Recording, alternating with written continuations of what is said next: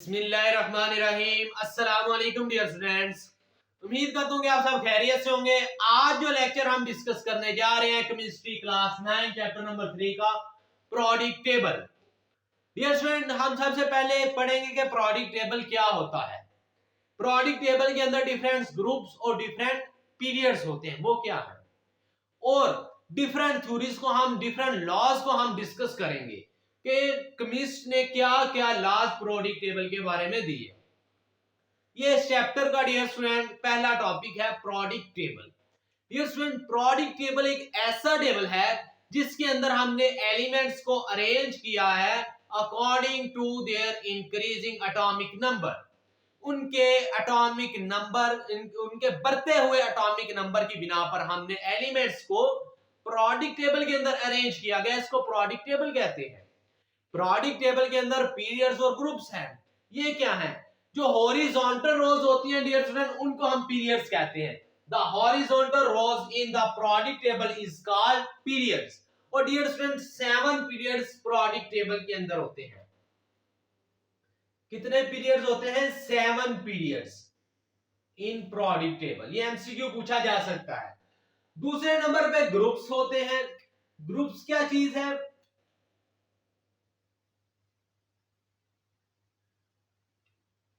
The vertical column in the product table is called group.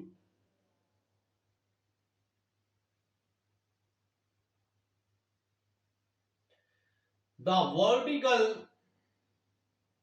column in the product table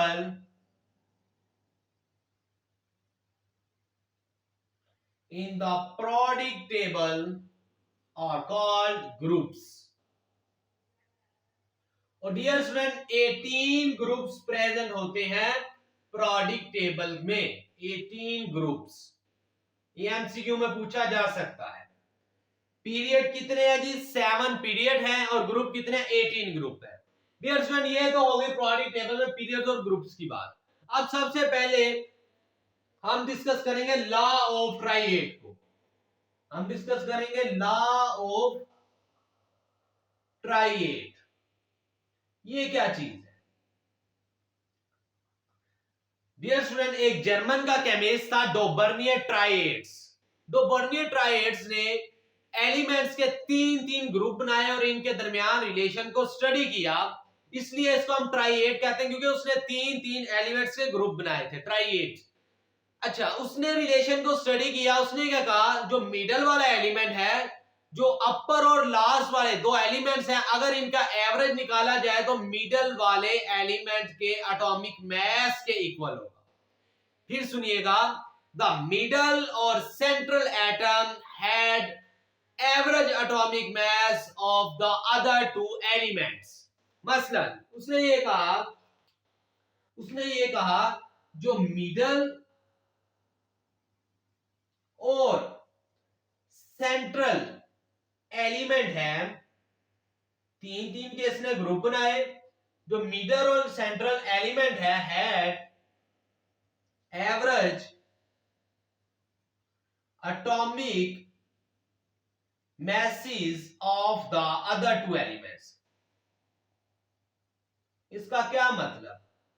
कहते हैं कि वो 2 element जो है, एक ऊपर वाला और एक नीचे वाला, इनके एटॉमिक मैसेज का एवरेज जो है, इनके एटॉमिक मैसेज का जो एवरेज है वो मिडल वाले एलिमेंट का मैस नंबर है। देखिए, हम एग्जांपल से समझते हैं। मैं डिफरेंट ग्रुप्स बनाऊंगा। सबसे पहला ग्रुप देखिएगा, लिथियम,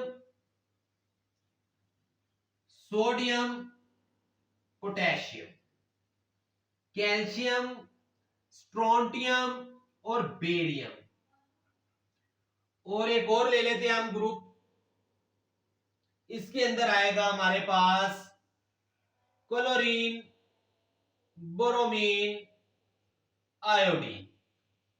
डियर स्टूडेंट, ये हमारे पास डिफरेंट ग्रुप्स आए हैं जो उसने स्टडी किए थे। 3 एलिमेंट्स के उसने ग्रुप बना के स्टडी किए थे। अब देखते हैं कि वाकई इनका इन दोनों एलिमेंट्स को अगर सम किया जाए, इनका एवरेज मिडल वाले एलिमेंट के एटॉमिक मास के इक्वल है। क्या ऐसे है या नहीं, आइए देखते हैं। सबसे पहले हमें इसका मास नंबर पता होना चाहिए। लिथियम का एटॉमिक नंबर 3 होता है, मास नंबर 7 होता है। मास नंबर 7 इसका। सोडियम का 11 होता है मास नंबर, सोडियम का 23 होता है, एटॉमिक नंबर 11 होता है।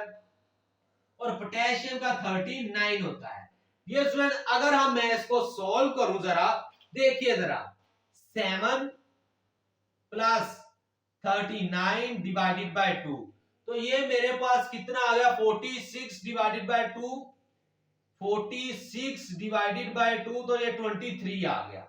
आप डियर स्टूडेंट देख सकते हैं कि लिथियम और पोटेशियम का अगर एवरेज निकाला जाए इनके एटॉमिक मैसेज का, फिर सुनिए, एटॉमिक मैसेज का एवरेज निकाला जाए तो मिडल वाले एलिमेंट के एटॉमिक मास के बराबर होता है। ये इसने डोबर्नियर ट्राइएड ने इसको स्टडी किया था। उसी तरह बिल्कुल कैल्शियम का 40 होता है, स्ट्रोंडियम का 88 होता है और 137 बेरियम का होता है।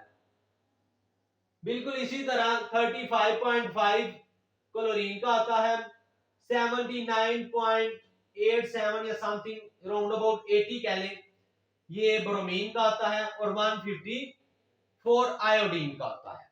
डियर स्टूडेंट, इनका अगर एवरेज लिया जाए तो मिडल वाले एलिमेंट्स के एटॉमिक मैसेज के बराबर होता है। अभी हम एटॉमिक मैसेज पे चल रहे हैं।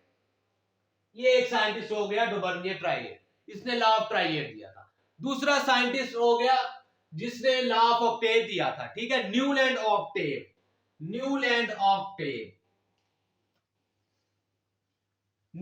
ये जर्मन का रहने वाला था, ब्रिटिश का रहने वाला था, न्यूलैंड ऑक्टेव। डियर स्टूडेंट, इसने भी पीरियोडिक टेबल को स्टडी किया, लेकिन किस बिना पे, एटॉमिक मैसेज की बिना पे। इसने भी एटॉमिक मैसेज की बिना पे स्टडी किया, इसने भी एटॉमिक मैसेज की बिना पे स्टडी किया। देखिए, he noted that there was a repetition in a chemical property। कहता है उसने नोट किया जो पीरियोडिक टेबल के एलिमेंट्स हैं उनकी प्रॉपर्टी रिपीट कर रही है। कहां तक, of every 8 element if they were arranged by their increasing atomic masses। कहते हैं अगर हम उनको एलिमेंट्स को उनके बढ़ते हुए एटॉमिक मैसेज की बिना पे अरेंज करें तो हर 8 एलिमेंट के बाद प्रॉपर्टी उनकी सिमिलर होती जाती है, रिपीट होती जाती है। यानी कि अगर पहले की जो प्रॉपर्टी है वो 8वें वाले के साथ मिलेगी, हर 8 एलिमेंट की, 8 के बाद एलिमेंट की प्रॉपर्टीज आपस में रिजेंबल कर रही होगी, सिमिलैरिटीज होगी, उसके अंदर रिपीट हो रही होगी। हम अगर वो कहते हैं, फिर इसने उसको कंपेयर किया एक म्यूजिकल नोट्स के साथ, जिस तरह हम कहते हैं ना सा रे गा मा पा दा नी सा, हर 8 पहला और 8वां ये रिपीट कर रही है, repetition in a chemical property. उसने इसको म्यूजिकल नोट के साथ कंपेयर किया। आइए हम जरा देख लेते हैं। अगर मैं हाइड्रोजन से बात करूं, मेरे पास हाइड्रोजन है, या लिथियम से बात कर लेता हूं, लिथियम है, लिथियम के बाद बेरिलियम है, बोरोन है, कार्बन है, नाइट्रोजन है, ऑक्सीजन है, फ्लोरीन है, नियॉन है। कितने हो गए, 1 2 3 4 5 6 7 8। अब सोडियम है, ठीक है। इसी तरह कहते हैं हर 8 एलिमेंट के बाद प्रॉपर्टी सेम होगी। देखिए, लिथियम की जो केमिकल प्रॉपर्टी है वो सोडियम से रिजेंबल करती है, मिलती है, क्योंकि लिथियम के आखिरी शेल में एक इलेक्ट्रॉन होता है और सोडियम के भी आखिरी शेल में एक ही इलेक्ट्रॉन है। इसी तरह अगर मैं मैग्नीशियम आगे लिख दूं तो मैग्नीशियम की प्रॉपर्टी बेरिलियम से मिलती है, क्योंकि बेरिलियम के भी आखिरी शेल में 2 इलेक्ट्रॉन होते हैं और मैग्नीशियम के भी आखिरी शेल में 2 इलेक्ट्रॉन होते हैं। डियर स्टूडेंट, आपने याद रखना है केमिकल प्रॉपर्टी डिपेंड करती है इलेक्ट्रॉनिक कॉन्फ़िगरेशन पे। Electronic configuration same chemical property similarities रखती हैं। ये बात समझ आ गई। न्यूलैंड ऑक्टेव ने जो स्टडी किया था वो किसकी बिना पे किया था? एटॉमिक मैसेज की बिना पे। ट्राइएड ने, डुबर्नियर ट्राइएड ने किस बिना पे स्टडी किया? एटॉमिक मैसेज की बिना पे। उसने कहा एवरी 8 एलिमेंट के बाद केमिकल प्रॉपर्टी रिपीट करती है। अब इसके बाद फादर ऑफ प्रोडिक्ट टेबल जिनको कहा जाता है मेंडलीव, उनकी बात करते हैं। मेंडलीव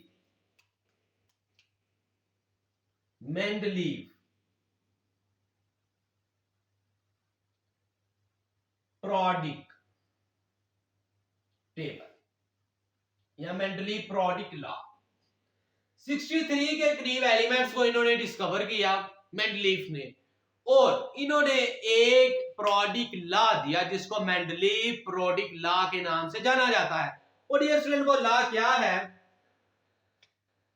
वो लॉ ये है, properties of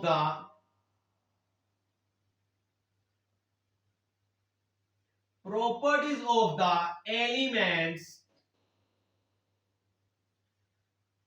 or periodic function of their atomic masses।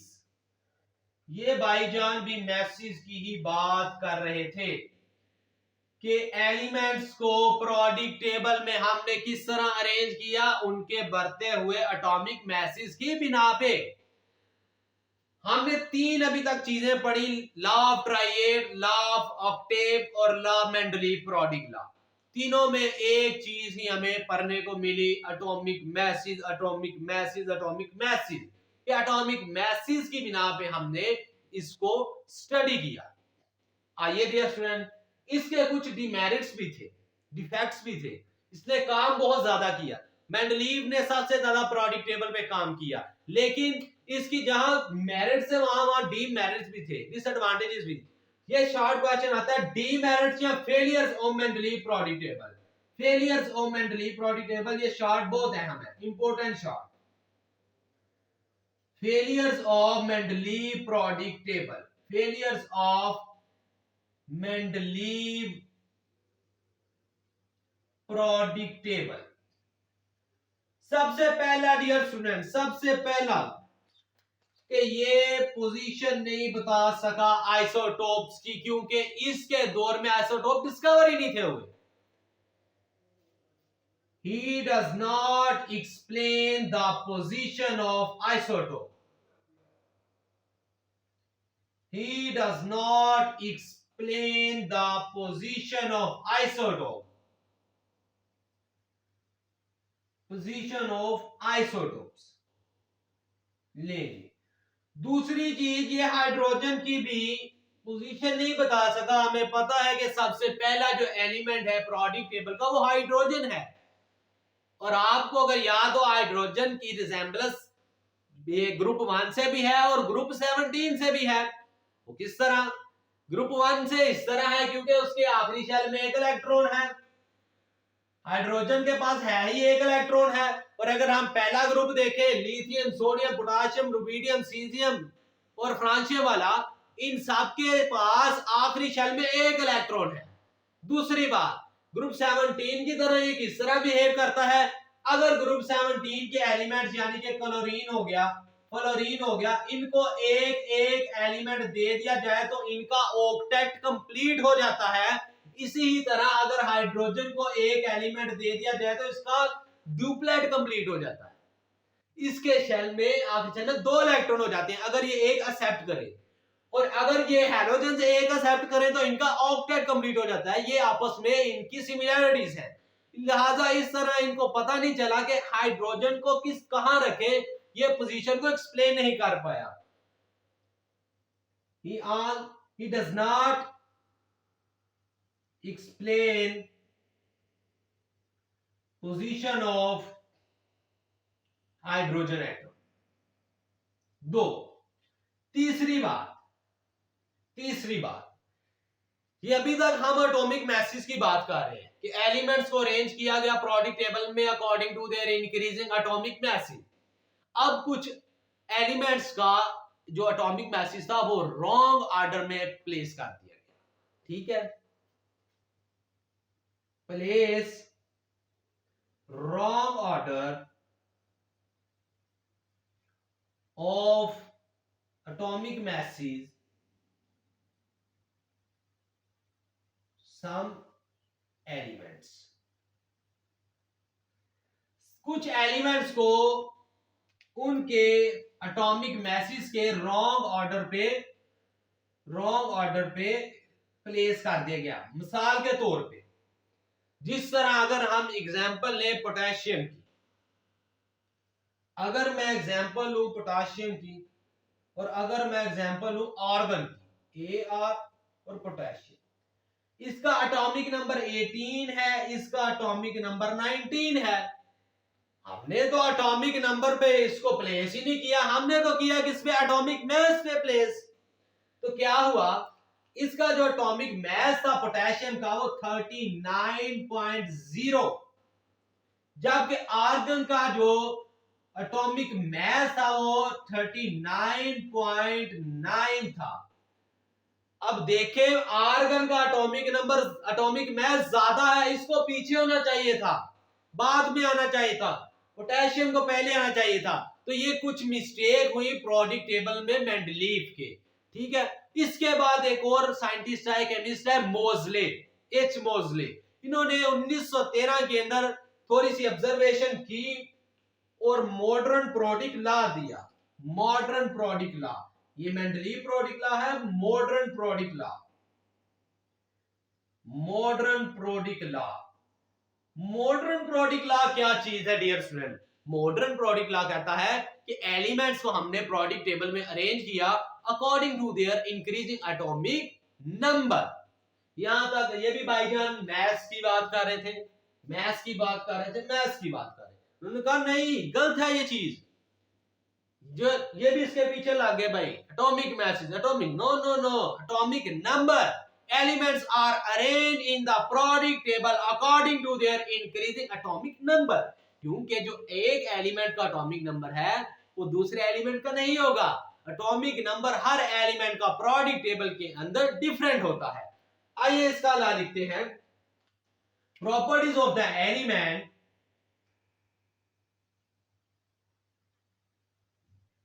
of the elements are periodic function of their increasing atomic number, atomic number।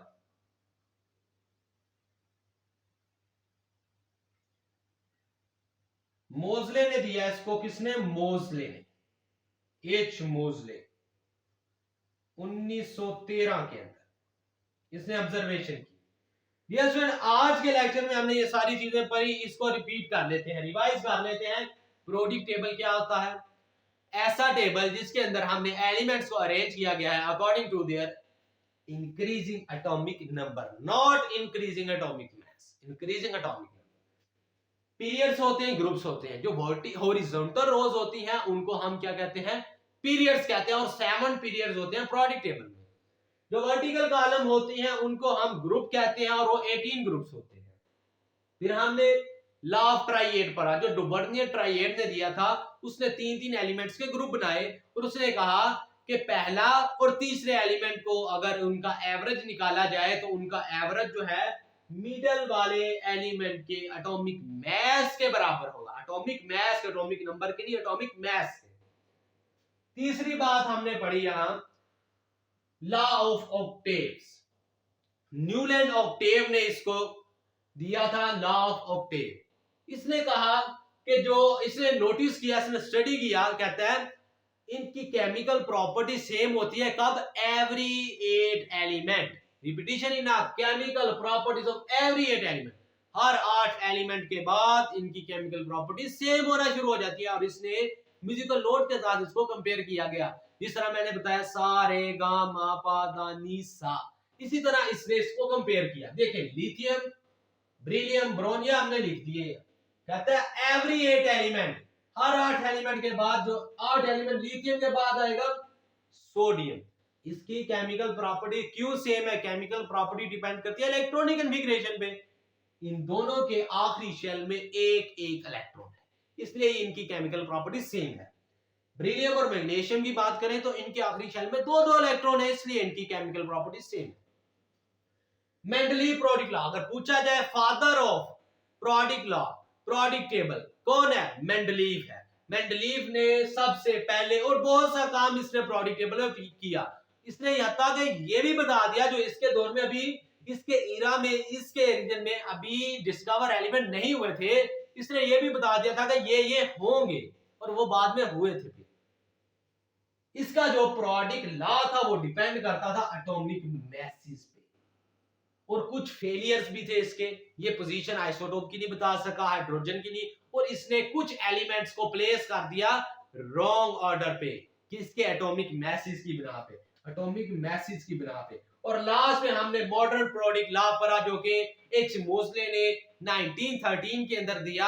वो कहता था कि एलिमेंट को प्रोडिक टेबल में अरेंज इस तरह करेंगे according to their increasing atomic number, not atomic mass, क्योंकि एटॉमिक मैस एलिमेंट्स के सेम हो सकते हैं लेकिन एटॉमिक नंबर सेम नहीं होते। यस फ्रेंड, ये हमारा आज का टॉपिक था प्रोडिक टेबल। उम्मीद करता हूं कि ये लेक्चर आपको समझ आया होगा। अगर लेक्चर अच्छा लगा हो तो वीडियो को लाइक करें, चैनल को सब्सक्राइब करें और वीडियो को शेयर करें। अस्सलाम वालेकुम।